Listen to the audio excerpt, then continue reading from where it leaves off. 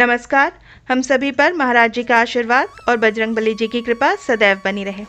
आज के इस अंक में मैं बात करने वाली हूँ कि अपने घर की बरकत के लिए हम सभी लोग अपने घर के मुख्य द्वार पर जल छिड़कते हैं। पर जो जल हम छिड़कते हैं वो जल किस तरीके से छिड़कना चाहिए जिससे कि आपको अधिक से अधिक लाभ हो सके। देखिए, मुख्य द्वार पर जल सभी लोग छिड़कते हैं।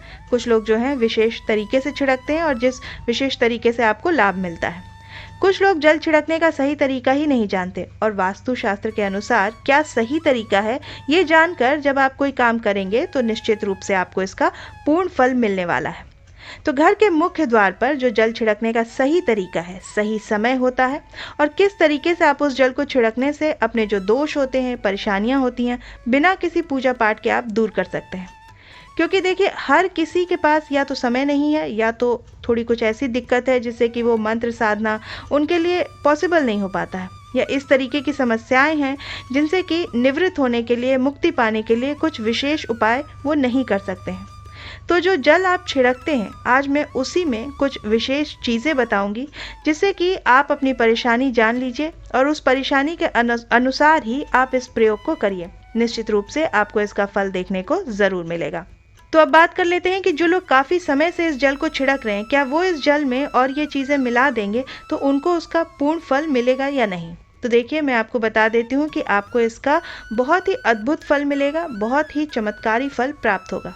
सबसे पहले बात कर लेते हैं कि जो हमारा रसोई घर होता है उसमें देवी देवता माँ अन्नपूर्णा के साथ साथ हमारे पितरों का भी स्थान होता है। अब पितरों का स्थान होता है जहाँ पे हम अपने घर का मटका रखते हैं। मटका रखते हैं यानी कि जिसमें हम जल भर कर रखते हैं। तो विधि ये है कि जो सभी लोग जानते भी होंगे कि हम जल जो भरते हैं और सुबह सवेरे जगने के बाद अपने मेन डोर पे जो जल हम छिड़कते हैं वो बहुत अच्छा है, सही भी है, पर उसको करना कैसे चाहिए तो पहले इस बारे में बात कर लेते हैं। देखिए, जो मुख्य द्वार पर आप जल छिड़कते हैं ना, इस प्रयोग में कौन सी सावधानी रखनी चाहिए पहले वो देखिए।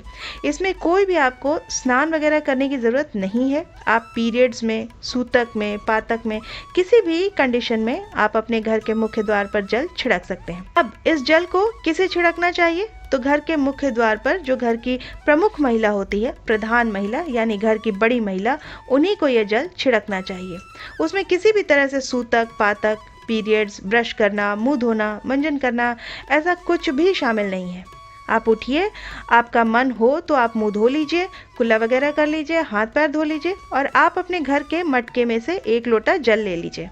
चाहे तो 1 लोटा ले सकते हैं या किसी भी बर्तन में ले लीजिए और लेकर के आप अपने घर का जो मुख्य दरवाज़ा है सबसे पहले उसको खोल लीजिए। मुख्य दरवाज़ा मतलब कि जो ताला वगैरह लगता है जहाँ पर, उसको हटा लीजिए। उसके बाद उस पानी का छिड़काव आप वहाँ कर दीजिए। ये तो बिल्कुल साधारण विधि है जो आप सभी करते हैं, लेकिन इस पानी को छिड़कने से कैसे दिक्कतें दूर होंगी इसके बारे में भी हम बात करेंगे। तो सही तरीका ये है। अब दूसरी गलती जो होती है कि आप सोचते हैं कि 8 बजे 9 बजे, प्राय लोग पूछते हैं कि दीदी हम तो लेट छिड़कते हैं। देखिए, अगर आपका रूटीन ही वही है तो मैं क्या कह सकती हूँ, लेकिन इस चीज़ का जो फल होता है वो बहुत कम हो जाता है। और कब ज़्यादा होता है तो ब्रह्म मुहूर्त में, क्योंकि 8 बजे 9 बजे जब सूर्योदय हो जाता है तो हमारे जो पितृ होते हैं हमारी दहलीज का स्थान छोड़ देते हैं। पितृ लोग चले जाते हैं, रात्रि में पितृ वहीं पड़े रहते हैं। उनकी तृप्ति के लिए भी हम इस जल का छिड़काव अपने घर के दहलीज पर सुबह उठकर करते हैं। तो सही तरीका कब है कि हम ब्रह्म मुहूर्त में ही ये काम कर लें। ब्रह्म मुहूर्त का मतलब कि सूर्योदय ना हुआ हो तभी कर लें। ये तो हो गया पहला कि इस तरीके से आपको करना चाहिए। अब दूसरी चीज़ है कि यदि हमारे घर में बहुत ज़्यादा कलह कलेश है, लड़ाई झगड़े हैं और बहुत ज़्यादा दिक्कतें हैं, किसी भी तरह से शांति नहीं है, तो क्या करेंगे, आजमा कर देखिएगा। एक बहुत ही प्रमुख चीज़ मैं आपको बताने वाली हूँ। आप अपने घर में एक तांबे के लोटे में जल भर कर रखिएगा। अपनी रसोई में तांबे के लोटे में जल भर कर रखिएगा और वो किधर रखिएगा तो रसोई का जो उत्तर साइड है वहाँ रखिएगा। रखने के बाद आप सुबह जागेंगे और जगने के बाद आपको कोई भी ब्रश वश करने की आवश्यकता नहीं है, ना ही नहाने की आवश्यकता है। केवल आप हाथ मुंह धो लीजिए और हाथ मुंह धो करके आप इस जल में थोड़ी सी हल्दी मिला लें और हल्दी मिलाकर आप अपने घर के मुख्य दरवाजे पर ओम नमो भगवते वासुदेवाय बोलते हुए आप इस जल का छिड़काव करें। प्रयास करें कि अधिक से अधिक ये काम जब भी करें आप तो अंधेरे में ही कर लें, कोई दूसरा व्यक्ति सामने से आपको टोका-टाकी ना करे, क्योंकि ये एक तांत्रिक प्रयोग है और तांत्रिक प्रयोग जो है वो टोका-टाकी से नष्ट हो जाता है। जब सामने से टोक लग जाए, और वैसे भी टोक देखिए बहुत बुरी चीज़ है, अगर किसी की टोक किसी चीज़ को लग जाती है तो मान के चलिए कि वो काम अधूरा ही हो जाता है। तो इस चीज़ से बचकर हमें ये काम करना है। आप करिएगा, कितने भी बड़े आपके घर में लड़ाई झगड़े हों, कलह कलेश का माहौल है, 1 हफ्ते में आप अपना अनुभव हमें ज़रूर बताइएगा। ये बहुत ही चमत्कारी प्रयोग है ये, लेकिन हाँ 9 बजे, 10 बजे, 8 बजे करेंगे तो नहीं, आप सुबह उठिएगा सूर्योदय से पहले। यहाँ मैं समय आपको नहीं बता रही हूँ, क्योंकि जाड़ा है, गर्मी है, जैसा भी मौसम है उस अनुसार सब अपना अपना सूर्योदय का समय जानते हैं, अलग अलग समय पे सूर्योदय होता है। तो एक मोटी मोटी चीज़ आप ये नोट कर लीजिए कि सूर्योदय से पहले आपको ये प्रयोग कर लेना है।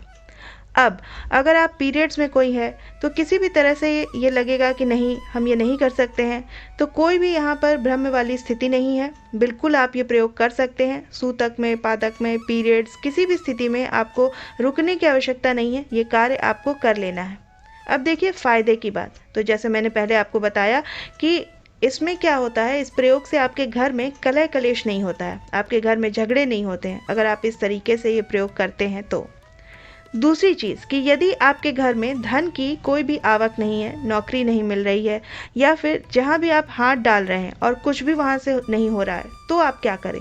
तो देखिए आप अपने घर में जब भी आप, अगर आपके घर में एक चांदी का कोई भी बर्तन हो, जैसे विशेषकर लोटा वगैरह हो, छोटा लोटा जो पूजा में प्रयोग होता है, अगर वो हो तो चांदी का एक लोटा ले लीजिए और उस लोटे में आप रात को पानी अपने आरओ से भर लीजिए, या जैसे भी वो मटके से निकाल करके भर लीजिए। सुबह उस जल में आप चाहे तो गुलाब जल मिला सकते हैं, या फिर आप केवड़े का जल मिला लीजिए, या इत्र मिला लीजिए, और इसे जो है अपने घर के मुख्य द्वार पर ओम नमो भगवते वासुदेवाय कह करके आप छिड़किए। और बहुत ज़्यादा समय की बात मैं नहीं कह रही हूँ, आप नियम से ब्रह्म मुहूर्त में ये काम करके देखिएगा और 1 हफ्ते में ही आपको रिजल्ट आप हमें बताइएगा कि आपको इसका रिजल्ट कैसा लगा। तो बहुत तेज़ और बहुत शीघ्र ये चीज़ें हमें फ़ायदा करती हैं। कारण मैं बता देती हूँ, क्योंकि मन में तो यही आएगा कि एक छोटी सी चीज़ है, छोटा सा प्रयोग है, हमको क्या ही असर करेगी।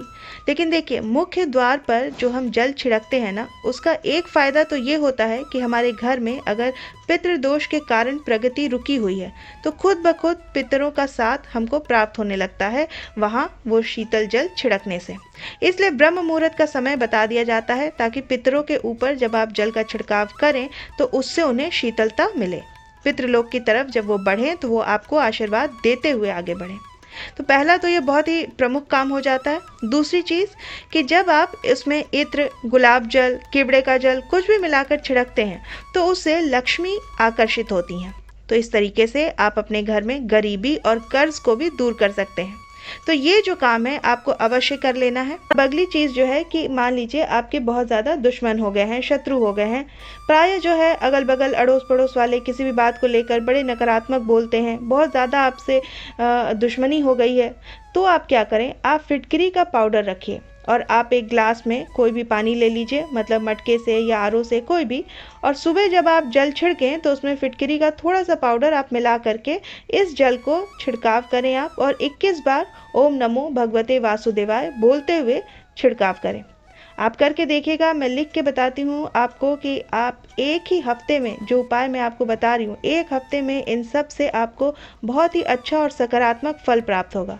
और इसमें कोई नहाना धोना या इस तरह की कोई दिक्कत आपको नहीं है। हाँ, मुख्य द्वार से खुशियाँ, दुख, समृद्धि सब कुछ आता है। इसलिए एक चीज़ और करिएगा कि मुख्य द्वार पे अपने बहुत सारे चप्पल वगैरह मत उतारिएगा, ना रखिएगा। कोशिश करिएगा कि चप्पल ना उतारें, घर को साफ़ सुथरा रखें, मेन डोर को साफ़ रखें, डस्टबिन मेन डोर के पास ना रखें। किसी भी स्थिति में जो मुख्य द्वार है उसको आप गंदा मत छोड़िएगा, किसी भी तरह से उसको साफ़ सफाई जो है वहाँ पर समय समय पर आप करते रहिएगा, जिससे कि वो व्यवस्थित रहे। एक तोरण जो होती है, तोरण हमेशा अपने घर के मेन डोर पर लगा करके रखिएगा, उसको हल्के में मत लीजिए, ध्यान रखिए। अब कुछ लोगों में दिक्कत ये आती है कि उनका जो मुख्य द्वार होता है कि गेट से बहुत ज़्यादा बाहर होता है, और एक जो दरवाज़ा होता है वो घर का, वो आपका अंदर का होता है। तो अब ऐसे में बहुत लोग ये प्रश्न करते हैं कि हम किस दरवाजे को अपना मुख्य दरवाज़ा माने। तो देखिए, आपका जो गेट यदि बहुत बाहर है, बहुत दूर है, तो आप जो अपने घर का जो दरवाज़ा है ना, गेट के अंदर जो आपके घर का दरवाज़ा है, उसी दरवाज़ा को आप मुख्य द्वार माने और जो भी उपाय वगैरह मैं बता रही हूँ, आप उसी पे करिए। आपको इसका लाभ ज़रूर होगा, क्योंकि आपका जो दरवाज़ा, जो मुख्य दरवाज़ा होगा, वो बहुत दूर होगा, इसलिए आप किसी भी उपाय को वहाँ जा कर के नहीं कर पाएंगे। कोई दिक्कत आएगी तो आप उसी दरवाजे को मुख्य दरवाज़ा मान लीजिए जो आपके घर का दरवाज़ा है। तो इस तरीके से करके आप अपने नियम और इस कार्य को कर सकते हैं। मैं उम्मीद करती हूँ कि ये जानकारी आपको पसंद आई होगी।